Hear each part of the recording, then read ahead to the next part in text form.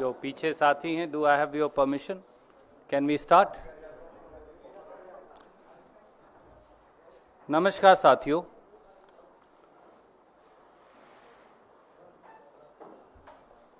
तीन जुलाई 2024 से इस देश में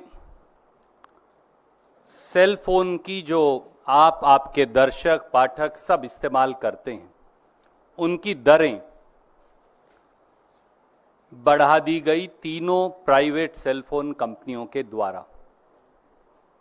ये खबर तो आई कि सेल फोन की दरें बढ़ी, पर यह खबर शायद नहीं आई कि उसका देश के ऊपर इंपैक्ट क्या हुआ। साथियों, 3 जुलाई 2024 से मोदी सरकार की आंख, कान और नाक के नीचे उनकी प्रत्यक्ष सहमति से इस देश की 3 सेल फोन कंपनी, जिनका मार्केट शेयर 91.6% है, यानी 109 crore cell phone users, 119 crore में से केवल रिलायंस जियो, भारती एयरटेल और वोडाफोन का सेल फोन इस्तेमाल करते हैं, उनके लिए सालाना 34,824 करोड़, चौंकिएगा मत, मोदी सरकार ने उनके लिए 109 करोड़ सेलफोन कंज्यूमर्स पर 34,824 करोड़ सालाना का बोझ डाल दिया है। मोदी गवर्नमेंट, मोदी सरकार 119 करोड़ सेलफोन यूजर्स की कॉस्ट पर 3 प्राइवेट सेलफोन कंपनियों को सालाना 34,824 करोड़ कमवा रही है। तो मोदी 3.0 नए कार्यकाल का नया प्रसाद है, वही पुराना क्रोनी पूंजीवाद, क्रोनी कैपिटलिज्म, जिसे राहुल जी कहते हैं। इसके कुछ तथ्य हैं जो मैं आपके समक्ष रखूंगा और कुछ प्रश्न हैं। सेलफोन मार्केट जो है इंडिया में, वो ओलिगोपोली है, यानी केवल 3 सेलफोन ऑपरेटर्स हैं।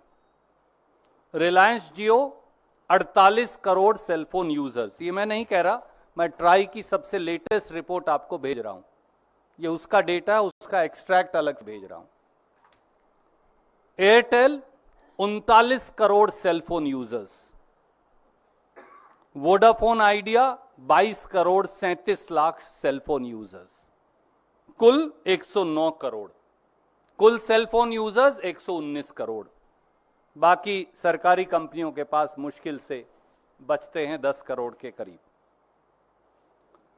इनमें भी अगर मैं ये कहूं कि जियो और एयरटेल की ड्यूओपली है, यानी 2 कंपनी ही देश के लगभग सारी सेलफोन मार्केट को कंट्रोल करती हैं, उनकी संख्या 87 करोड़।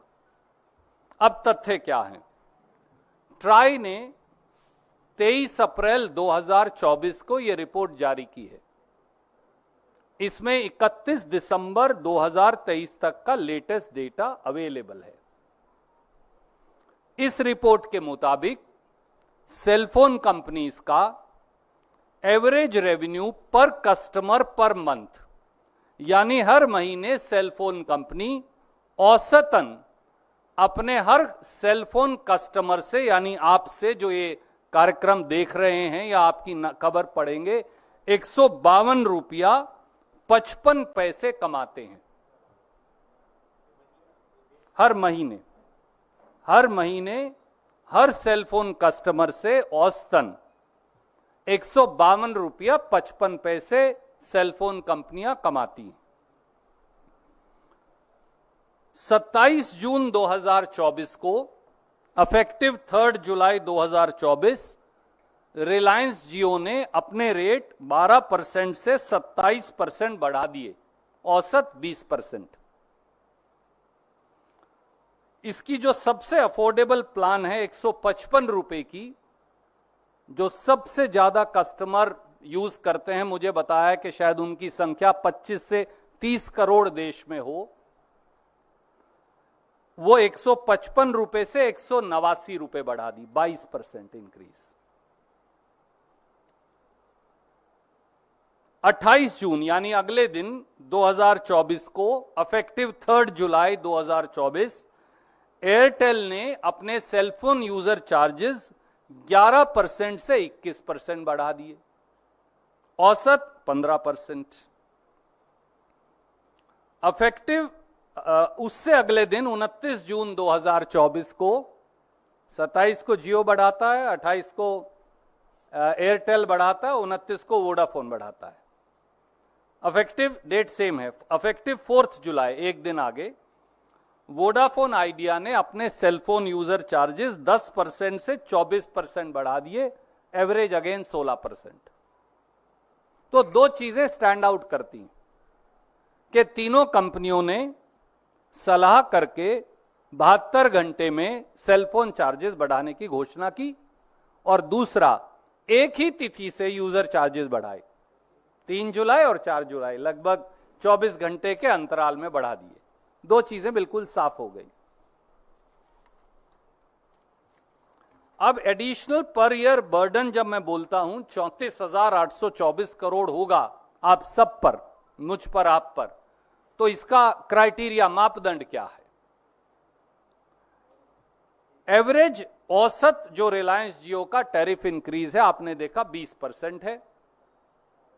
मासिक औसतन आय उनको 152 रुपया 55 पैसे है। ये मैं नहीं कह रहा, ये ट्राई ने अपनी रिपोर्ट में लिखित में दिया है, मैं एक्सट्रैक्ट भेज रहा हूं। तो उन्होंने 20% अगर बढ़ाया तो लगभग 30 रुपया 51 पैसे प्रति कस्टमर बढ़ाए। 48 करोड़ कस्टमर्स हैं, तो अगर मैं कम से कम औसतन भी ले लूं, वो भी ना लूं जो प्लान में 22% बढ़ाए हैं, आप औसत भी ले लें, तो 1464 करोड़ रुपया अतिरिक्त बोझ जियो के कस्टमर्स पर है, यानी 17,568 करोड़ सालाना। इसी प्रकार से 15% एयरटेल ने औसतन रेट